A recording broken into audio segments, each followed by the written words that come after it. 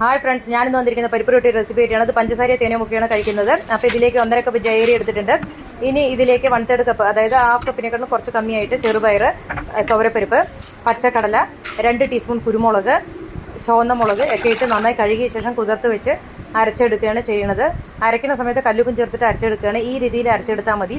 ഇത് വാഴയിലയിൽ തട്ടിയിട്ട് എടുക്കുകയാണ് ചെയ്യാറ്. പക്ഷേ ഇത് വാഴയില രാത്രി നേരത്ത് വാഴയില കിട്ടാനില്ലാത്തതുകൊണ്ട് ഞാൻ കല്ലിൽ തന്നെ ചെയ്യുന്നത് എങ്ങനെയെന്ന് കാണിച്ചു തരികയാണ് ചെയ്യുന്നത്. അപ്പോൾ തവ ചൂടാക്കാനായിട്ട് വെച്ചിട്ടുണ്ട്. ഇനി ഇതിലേക്ക് മല്ലി കുറച്ച് ഇട്ട് ചേർത്ത് മിക്സ് ചെയ്ത ശേഷം ഇങ്ങനെ കുറച്ച് ചെയ്ത ശേഷം കൈ കൊണ്ട് പരത്തിയെടുക്കുകയാണ് ഞാൻ ചെയ്യുന്നത്.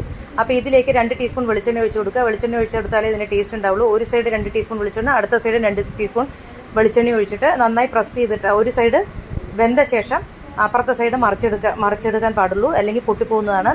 അപ്പോൾ ഇങ്ങനെ മറിച്ചെടുത്ത ശേഷം നന്നായി മുരിച്ചെടുക്കുക. 2 ടീസ്പൂൺ 2 സൈഡും തേച്ചാലേ ടേസ്റ്റ് ഉണ്ടാവുള്ളൂ. ഈ രീതിയിൽ ഉണ്ടാക്കിയെടുക്കാൻ ശ്രമിക്കുക. അപ്പോൾ അടുത്ത റെസിപ്പി ആയിട്ട് വീണ്ടും കാണാം. ബൈ.